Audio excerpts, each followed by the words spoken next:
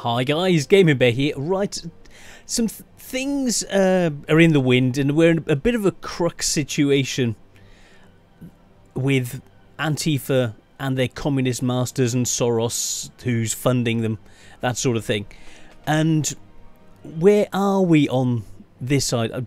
Let's say they're just using communistic tactics and communistic totalitarian tactics as an introduction. So I was watching Sargon. Here he is. So anything, all of this stuff, it's in the background. It's here. There's it's Lawrence Southern's. It's all owned by the by those guys. And I just wanted to use a couple of clips to try and come up with the thing of looking at how society is at the moment, where we are, and what we need to not be heading towards, which is the totalitarian state. So let's have a listen to Sargon at first, and then I'll try and lead through to see where we are. Okay, so I'm just going to do a quick video to test this microphone out and to introduce you to my co-host, Alexa. What's anarchism? I'd rather not answer that. Alexa, can you define anarchism, please? Maybe you should be defining totalitarianism. I think that's actually more relevant at the moment. Anarchism, not so much. It's part of a totalitarian plan, in my view. But what do you think? What do you think of the situation? Where is the evidence showing us that this is going? Anarchism, does that mean individuals? Anarchism, to me, seems like a more individual way of doing it, but this seems like an organised, systemic issue. The word anarchism means a political theory favouring the abolition of governments. Well, thank you for actually doing something. So I thought I'd do a quick video just to give you an update on the Lindsay Shepherd situation. And I'm recording it this way because I wanted to test out this microphone that I'm going to be using out and about, see what the sound quality is like. Really good way of doing it. Test out your equipment, get it all sorted, go and do it. Hopefully I can interview some people on the street or something like that, and maybe I can get some interesting content. But this is another statement from Laurier University, where they've performed, apparently on the 18th of December this was, an independent fact-finding report. This is very interesting because this independent fact-finder has found that Lindsay Shepherd did nothing wrong. But we already knew that. So they say that they hired an external fact-finder with expertise in human resources issues and received a report that they are taking decisive action to ensure that these events will not be repeated. And just a quick word to anyone at a college or university, particularly Laurier in fact, but any college or university, if you are called into some kind of social justice tribunal in which you think you are going to be made to answer for progressive values and adhere to their standards, do record it. Just do exactly what Lindsay... I think if you're called into any meeting whatsoever and you suspect there might even be any inkling of social justice, which in effect means socialist totalitarian dogma, then record it. Or fascist dogma, or any dogma that affects your freedom of speech and your rights, you know? You did on your phone, on your laptop, whatever, however you can do it. Just record everything you can and put it on the internet and send it to me or literally anyone else, because we want to see them operating and the public need to see how they operate. Information is the key, and highlighting what these clandestine individuals are doing in the background, and it seems orchestrated. This almost seems like a hidden mandate and a method that they're using. It's organised, the Antifa side of things, and these, I don't want to say scumbags, who support people like that. The scum and villainy of the earth, you know? Well, the people who are supporting that, standing back while the people are out there with their bike locks smacking normal people in the head, who might be professors, with the professors with the bike locks, actually, thinking about it. So, yes, what is happening to our academia? What has happened with our academia? So let's have more of a listen. Great. Because as this independent report shows, Lindsay did absolutely nothing wrong, and we need to keep exposing these people for what they are. So they say that there were numerous errors in judgment made in the handling of the meeting with Miss Lindsay Shepherd, the TA of the tutorial in question. In fact, the meeting should never have happened at all. No formal complaint nor informal concern relative to a Laurier policy was registered about the screening of the video. This is confirmed in the fact-finding report. So the question is, how did they know? And this leads me on to, if there was no report, no complaint, like Sargon's saying, how did they know that anything happened at all? They must have either an informant, spies, listening devices, or hidden cameras surveilling what's happening around campus. And to me, that is actually very, very disturbing. If there was no one who complained, how did they know? There cannot be no link between the cause and effect. She did this lecture and suddenly they knew about it. If no one told them, as according to the report, how did they find out? What are these clandestine monkey funkers doing in the background? Surveillance at our universities, and where else? Where else are they using these Stasi-like tactics? Now, let's have a listen to the news report on that. So this is CBC Networks. You may remember the story of the teaching assistant at Wilfrid Laurier University who was... So this is corroborating what Sargon's saying. So, you know, you're looking for multiple sources, following them through and ensuring that things are correct. So let's have a listen. Reprimanded in a meeting with several faculty members. Lindsay Shepherd was teaching a communications class about the use of gender-neutral pronouns. As part of her class that day, she showed a video of a debate on the issue, including a professor who does not believe that they is a proper substitute for him or her. Afterwards, her supervising professor and others called her to a meeting based on what they said were complaints from other students. She recorded that conversation.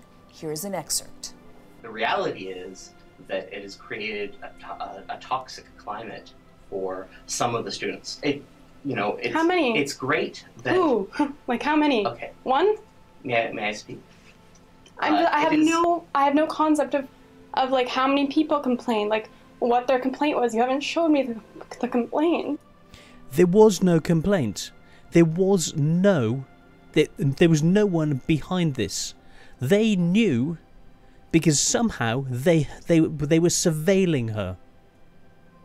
They were covertly surveilling this teaching assistant, and whoever knows how many other people these monkey funkers are surveilling. And people like them in your universities, how many of them are surveilling you without you knowing?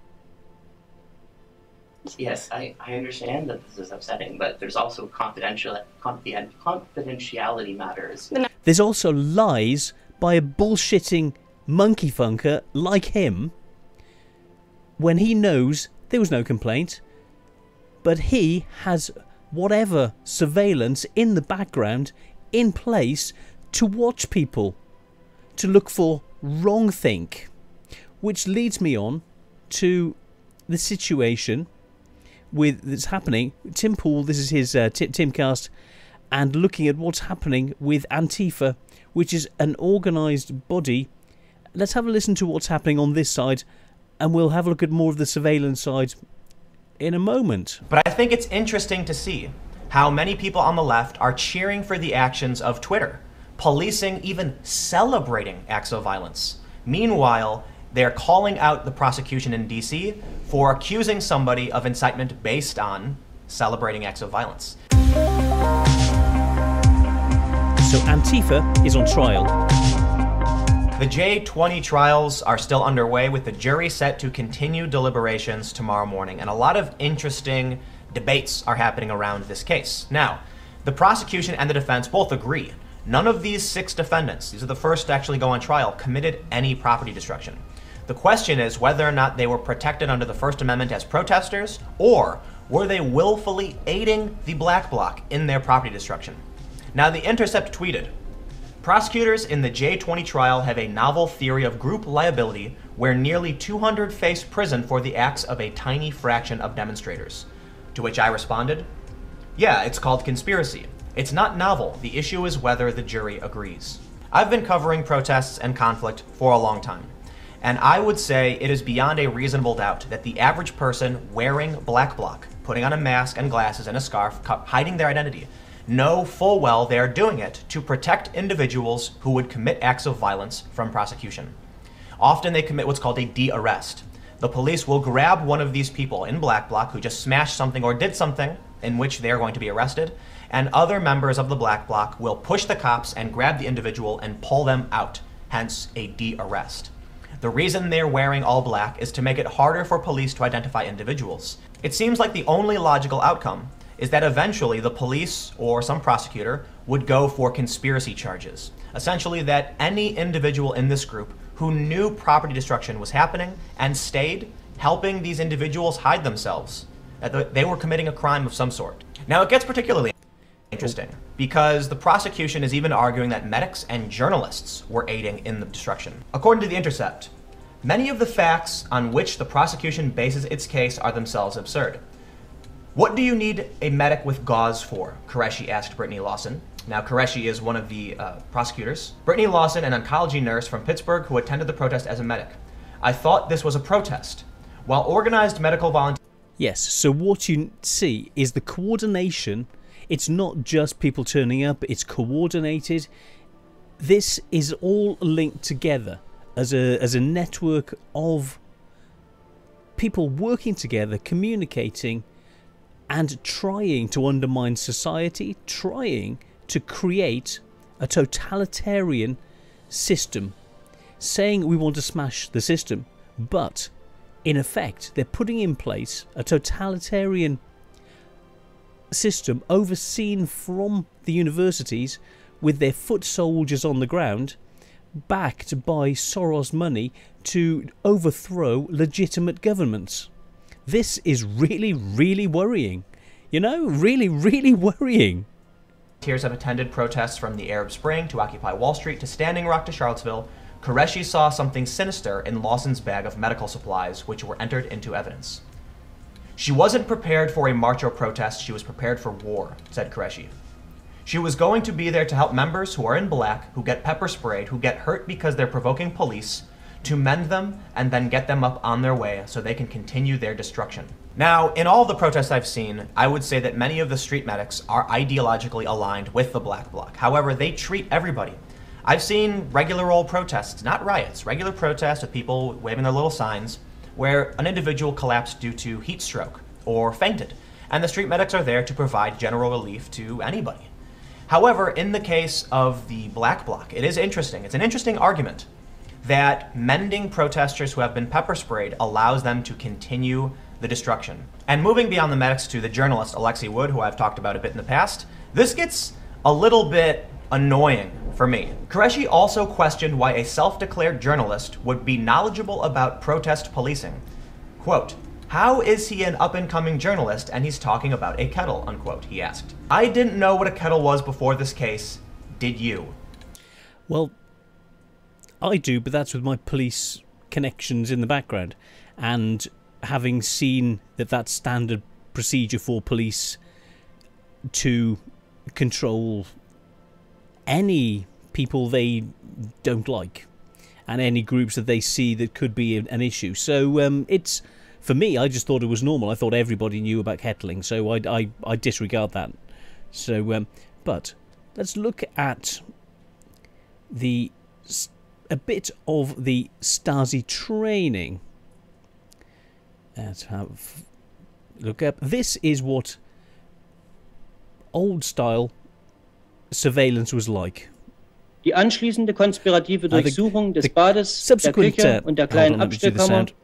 I'll just do a voiceover, bear with me a second.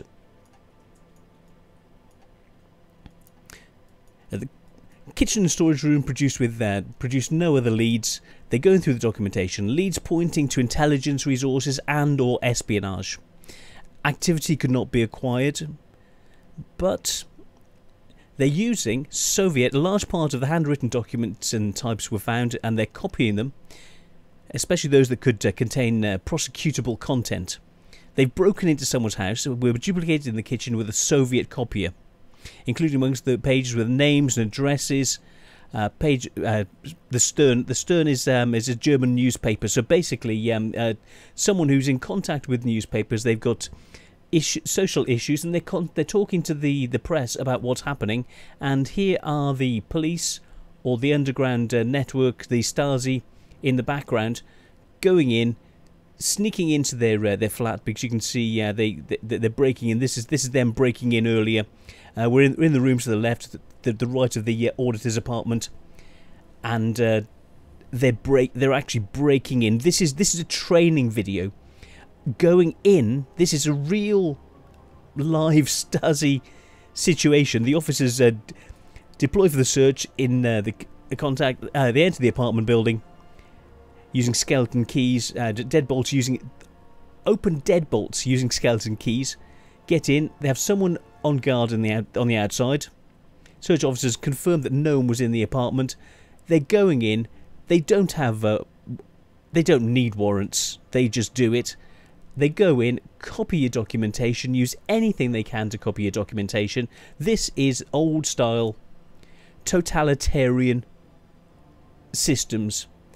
We go back to the Laurier situation, where, let's have a look.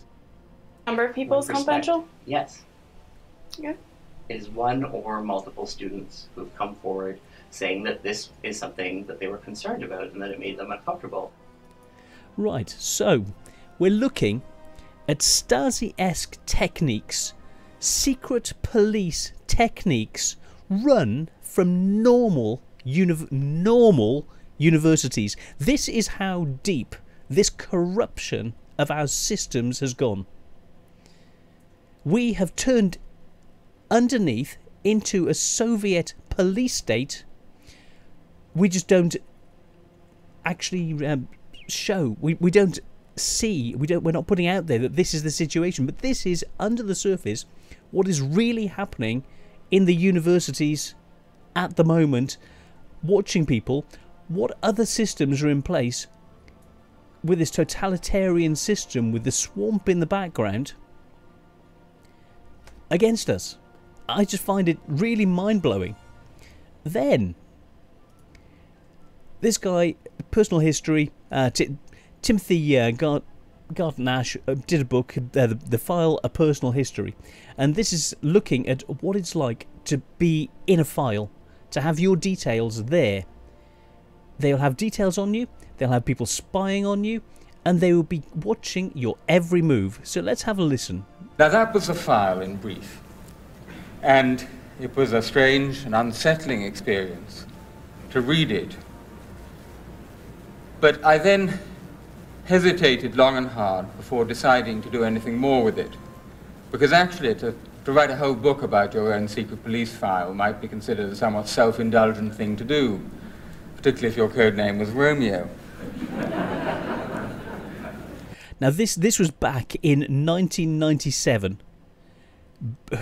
East Germany, and this is similar to what is happening now. Them collecting data on you. It's really, really weird. But I hope when you read this book, you will see that it does actually serve a larger purpose, that it's not an exercise in self-indulgence, but I use the file as a door in, a unique door into much larger rooms. Now, every author will say, you really have to read the book. But in this case, I'm afraid you do, because unlike my last book, which was an analysis of German policy, which ended with a number of conclusions which I could summarize for you here, 1, 2, 3. Here, I tell a story or a series of stories, and all the truth and all the pleasure does come in the telling of the story and in the detail. Nonetheless, I'm going to try and single out a few themes which I think it would be interesting to talk about. The first of these, and for me in a way the most interesting, is the Proustian theme. For to read a secret police file on yourself, and I hope not many in this room will have this experience, but to do so is a Proustian experience. Poor old Marcel Proust only had his soggy Madeleine, which he dipped into his coffee. So what we're looking at is secret police files on everything you do. But this is just an excerpt of leading. This is where things will go. If we allow things, the educational side, to control the narrative, to begin, or to carry on, not even begin, to carry on surveilling us, reporting on us, covering us. And if you don't think it's happening, we'll have a look at that sort of thing after this, so that I'm leading through to that. If you don't think it's going on at the moment, then please open your eyes. I'm hoping that you can open your eyes. To remind him, to bring back to him what he was like when he was young. Here you have 300 and more pages of description, minute by minute, of what you were doing on a particular day, what you were wearing, who you met, what you said. It's an extraordinary gift to memory. It's like walking into a room and meeting your own self as you were 20 years ago. And there he is, holding forth in his old tweed jacket, maybe flirting in a corner, a little brash. It's embarrassing, touching, moving, very strange. Very, very interesting. But this is where it leads. This is the system that it goes to. Oops. Now, in Germany, this is what Tim and Lauren Southern were facing.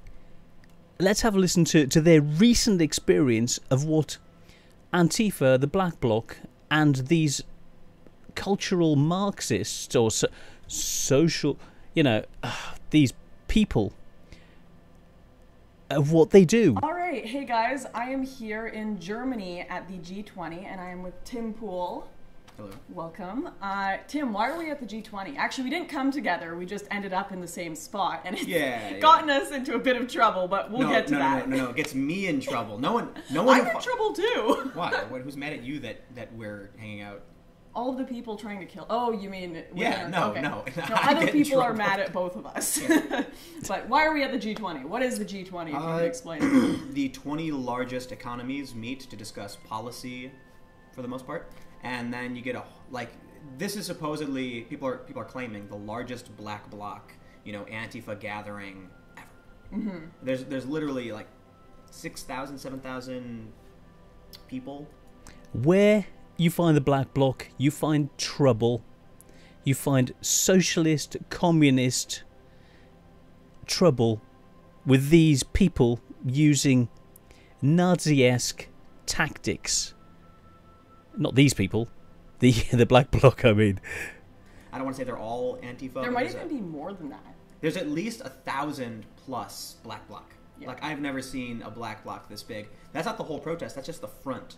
And then apparently we're hearing that people are getting beat up right now. There's water cannons. As we speak, and people are extra. And they're there, like the trial in the background.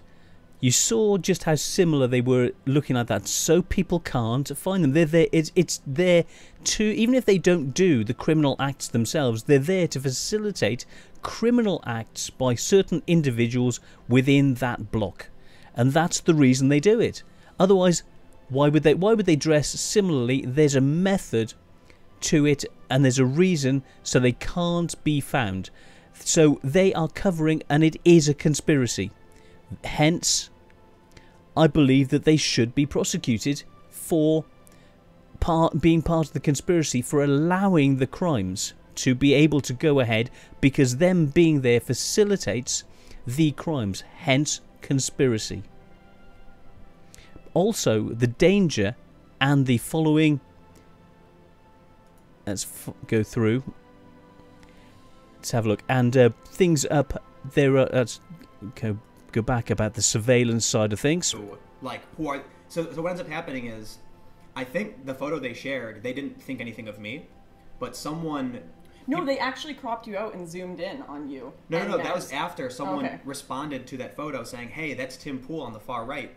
So then they basically took me and Max and you and Luke, and they were like, these are all identitarians. Yeah, and they said... bullshit. They didn't just say that, they said, go and find these people. And when you find Nazis, you know what to do. Someone posted a photo...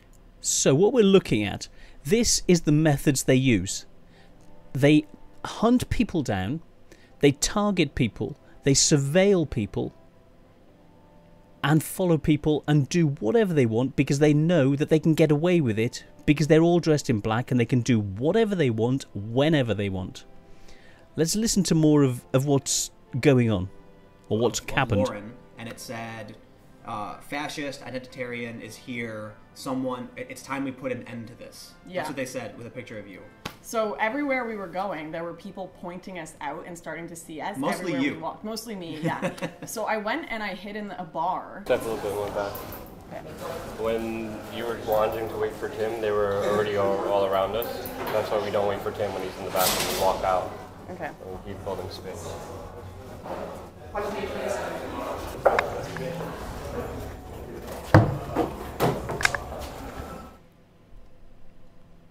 And because they were being followed, they had to run away. They've had to run and hide because they're being hunted. They started kind of gathering outside the bar. So one of the other journalists that was here, like, begged with the waitress and was like, "Hey, can we go out the back entrance? Can we go out the back entrance?"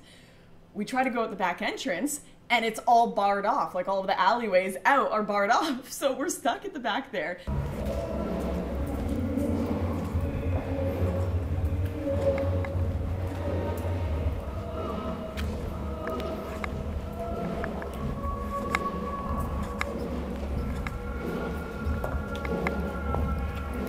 Tim lent me a beanie. So, his well, so I didn't know where she went because, like, look, I'm mostly here doing my thing, but you know, I know Lauren, I know you, I know Luke, and so I went to the back of. I tried going to the back of the restaurant, and the lady stopped me, and I was like, I think some people I know just went out the back, and she was like, oh, okay, and then she grabbed me and she like hurriedly like shuffled me out the door, and then I'm like, what's going on? Like, I had no idea what was happening. Like, I didn't know you guys were being followed. I didn't know what was going on, but then when we're out in the back. There was this tunnel that leads into the back area, and I see this dude like peek out and then go back real quick, and then I was like, "What the hell's going on?" And then all of a sudden he just like walks in the back like all nonchalant about it, walks over, and then he's like staring straight at you, and then walks out. Mm-hmm. Like there were people tracking her down and spying on her. They were tweeting out your location and things like that. We'll get to that. So we escaped from the back of this bar just barely because there was a side entrance that we found, and this is they were just all waiting right out. This is a worrying dystopian. This is a worrying dystopian nightmare of reality. This is the world we live in. These people do it because they can get away with it. They are like a subverting police state, a totalitarian. Whether it's communist, fascist, a totalitarian state organised in the background, essentially by, it appears, the people at the top in the educational establishments training the youngsters who are coming through to be like this. Moldilocks. Pictures of Moldilocks before she was socialised, and how she looks now and how she is now. A lovely person who then became a crazed monster. And that's what these people are creating, brainwashing people and then using all of this totalitarian Stasi-esque situation for trying to break up society and create a regime under their dominion. Extra one. Ran as quick as we could out of here. Go right.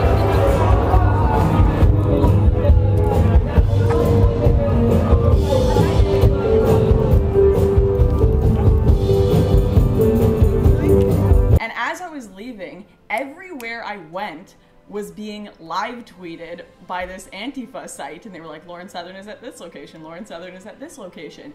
And it was just like insanity. So they kept me real fit. Even when Tim and I were just trying to get out of there just now, they were saying Lauren is by this bus stop, and Tim was there, and we're like, how the hell did they know we were there? But let's fill in the gap, because I wasn't with you. I was sitting with Luke and. So enough of that. This whole thing of the Antifa, the organisation, the command and control, it's the same systems with Antifa everywhere. It's not, oh, they're just friendly little people dressed in black in America, whereas they're these totalitarian thugs in Germany. Really? You see a difference? They're totalitarian thugs everywhere. That's their MO. They dress in black to get away with it. This is what your professors are teaching people. Those professors are surveilling you. Maybe not all of your professors who are teaching this are surveilling you. But there's enough evidence here in these news reports to show that the surveillance is real. They're doing it, and they know they're doing it. They're doing it to control you, to change the narrative, to dominate society, and to get their way and create a totalitarian state under their dominion. I wish it wasn't. Put in the comments what you think. I'm going with the evidence in front of me. If you have any other evidence, put it in. I'm open for a dialogue to discuss anything. What do you think about this situation? Am I wrong? If I'm wrong, point out. Discuss it with me. If you want to punch me in the face, come and try it. But I would try and discuss it with you first. If you're one of these Antifa thugs and you think you can get away with it, I'm going to smash your face in. But try it. No matter how many of you come. But I want to discuss, and I want to find out why you are like this, what your motives are, what you're trying to attain, and if you are someone who supports these thugs, you are as bad as them. But if you've got a real reason for doing it, discuss it with me. I'm always open to a discussion, to look at the facts, what is really behind it, why things are being done, to see if what is the reason. If there's, everything's shades of grey, but we don't want shades of black. I don't know what more to say. I'm going to cut it there. I'm sorry I have to do this, but this thing with the black bloc coming through at the moment is so important. It has to go the right way. I'm sorry, it is collusion. It is a group effort to protect those who are violent and who are disruptive, destructive, and organised in that way, with their little protectors who know what they're doing. Otherwise they wouldn't be there. They wouldn't be de-arresting people. Laws, they're there for a reason. They're there to protect everybody. They shouldn't be used by thugs like this. Not like this, but thugs like Antifa. So we need to protect normal journalists, normal people, everybody, so that the truth can come out. We don't want journalists to be hunted like Tim and Lauren. We cannot have that going on. I can put up with it. I'm in pain all the time. I can put up with being attacked. I've been there before. I used to play rugby. You get used to it. You put yourself in those situations. Things happen. Boom. Oh right, pain. But normal people don't deserve it. And if you're a journalist, you need to be able to be allowed to report the truth of what is happening, and not to be attacked because you will report fairly and accurately on what is happening, which I think is absolutely disgusting. The freedom of the press, the freedom of the truth to get out there, to put truth to power. These guys, Antifa, they are becoming, along with their colleagues in the social justice movement and the educators from the social justice movement who are brainwashing these thugs, or brainwashing normal people to become thugs like Moldilocks. It needs to stop. We need to stop this totalitarianism. Spread this if you can. Comment one way or the other. I'm up for a discussion. We need to discuss it. If society is wrong, we need to change it.